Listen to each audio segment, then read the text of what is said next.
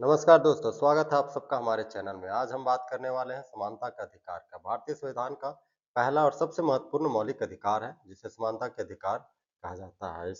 ये हमें आश्वासन देता है कि किसी भी व्यक्ति के साथ जाति, धर्म, लिंग, जन्म स्थान या भाषा के आधार पर कोई किसी प्रकार से भेदभाव नहीं किया जाएगा। इसे ही इसका अनुच्छेद 18 से 14 से 18 तक में रखा गया है।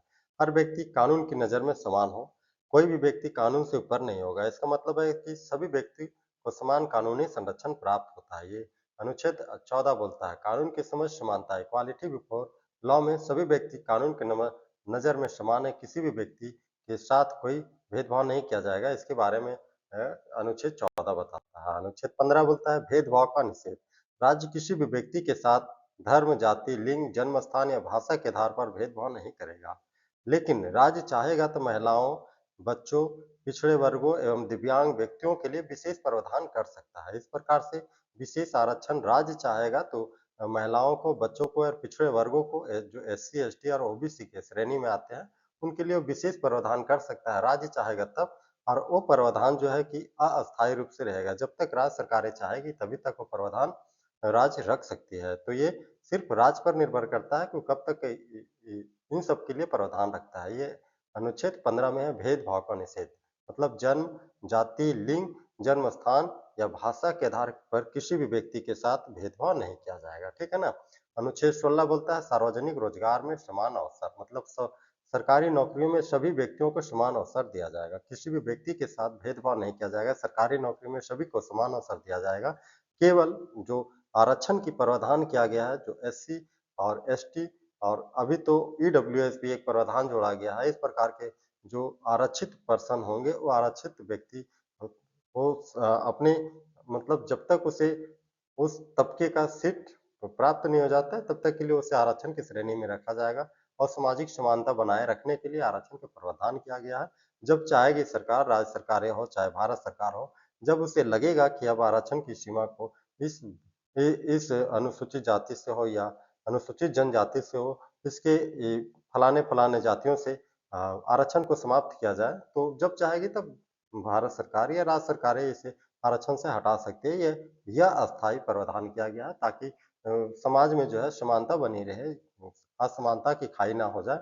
इसीलिए इसे सामाजिक समानता बनाए रखने के लिए इसका प्रावधान किया गया है, आरक्षण का प्रावधान किया गया है। ये है क्या? सार्वजनिक रोजगार में समान अवसर की बात करता है।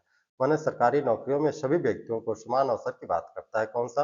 अनुच्छेद 16 की बात करता है। अनुच्छेद 17 बात करेंगे तो ये भारतीय संविधान में सबसे मोस्ट मोस्ट बहुत ही मोस्ट इम्पोर्टेंट अनुच्छेद 17 है, जो अस्पृश्यता का अंत की बात करता है। माने कि अनटचेबिलिटी की बात करता है। अनटचेबिलिटी मतलब कि छुआ-छूत जो है भारतीय संविधान में इसको अपराध 1955 अधिनियम के अंतर्गत अपराध घोषित किया गया कि कोई भी व्यक्ति किसी भी निम्न व्यक्ति के साथ छुआ-छूत का भेदभाव नहीं रख सकता। यदि कोई व्यक्ति किसी के साथ छुआ-छूत की बात करता है, तो समझिए कि वो वो भारतीय संविधान के अनुसार वो दोषी करार किया जा सकता है। भारतीय अधिनियम 1955 के द्वारा उस व्यक्ति के साथ जो है कि कानूनन कार्रवाई की जा सकती है। ये अस्पृश्यता का अंत अनुच्छेद 17 में निहित है। अनुच्छेद 17 अस्पृश्यता का अंत की बात करता है, ठीक है?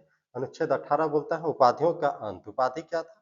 तो मतलब राज्य किसी भी नागरिकों को राजा, राय बहादुर एवं सर जैसी उपाधियाँ नहीं देगा। तो राजा क्या था? कि राजा जैसे कि राम मोहन राय को राजा की उपाधि दी गई थी। तो राजा राजा की उपाधि कौन दिया था उन्हें? राम मोहन राय को। तो राजा की उपाधि उन्हें सम्राट अकबर द्वितीय के द्वारा दिया गया था। सम्राट अकबर द्वितीय उन्हें क्यों दिया था राजा की उपाधि? तो सम्राट अकबर द्वितीय उन्हें राजा की उपाधि इसलिए देता है क्योंकि जब ये राम मोहन राय जो थे, ये राजा के काम से इंग्लैंड गए हुए थे। इंग्लैंड गए थे और राजा की पेंशन बढ़ाने के लिए इंग्लैंड के सम्राट के पास जाकर के वो बात रखते हैं, और इंग्लैंड के सम्राट जो थे, राजा ये इंग्लैंड के जो सम्राट थे, वो अकबर द्वितीय को पेंशन वृद्धि में सहमति व्यक्त करते हैं कि हाँ ठीक है, आप जाइए, अकबर द्वितीय को बोल दीजिएगा कि उनकी पेंशन बढ़ाया जाएगी। तो जब अकबर द्वितीय की पेंशन बढ़ाया जाता है, तो उससे खुशी होकर के अकबर द्वितीय जो राम मोहन राय थे, इनको राजा की उपाधि देते हैं। तो इस प्रकार की उपाधियों का अंत किया गया था। अब राय बहादुर कौन थे? तो राय बहादुर की बात करेंगे तो हिंदू एवं ईसाइयों को राय बहादुर की उपाधि दी जाती थी। मुस्लिमों को खान बहादुर की उपाधि दी जाती थी और सिखों को सरदार बहादुर की उपाधि दी जाती थी। जमनालाल बजाज साहब को भी 1918 में राय बहादुर की उपाधि दी गई थी और उन्होंने वर्धा में सत्याग्रह आश्रम का भी स्थापना किया था। किन्होंने? जमनालाल बजाज ने। जमनालाल बजाज को महात्मा गांधी के पांचवें पुत्र के रूप में जाने जाते हैं। जमनालाल बजाज को महात्मा गांधी के पांचवें पुत्र कहा जाता है। जानते हैं क्यों? क्योंकि वो बहुत ही प्रिय थे और प्रिय होने के कारण वर्धा में सत्याग्रह आश्रम की भी स्थापना किए थे जमनालाल बजाज। इन्हें भी राय बहादुर की उपाधि 1918 में दी गई थी। तो इनका भी राय बहादुर उपाधि का भी अंत कर दिया जाता है अनुच्छेद 18 के तहत।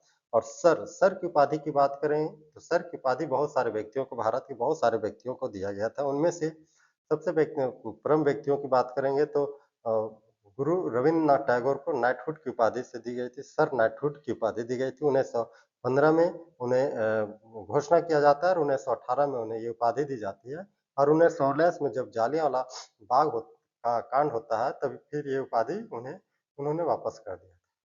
1918 में ये उपाधि उन्हें दी जाती है और 1919 में जब जालियांवाला बाग हत्याकांड होता है तो रविन्द्रनाथ टैगोर गुस्से में ये उपाधि अंग्रेजों को वापस कर देते हैं। इसी प्रकार से सैयद अहमद खां को शिक्षा के क्षेत्र में सर की उपाधि दी जाती है। सैयद अहमद खां को दूसरे व्यक्ति थे जो सैयद अहमद खां थे, इन्हें सर की उपाधि शिक्षा के क्षेत्र में दी जाती है। फिरोज शाह मेहता तीसरे व्यक्ति थे जिन्हें सर की उपाधि दी जाती है, फिरोज शाह मेहता। चौथे व्यक्ति की बात करेंगे तो रास बिहारी रास बिहारी घोष जिन्हें ये सर की उपाधि दी जाती है। पांचवें व्यक्ति के रूप में बात करेंगे तो फिरोज शाह मेहता थे।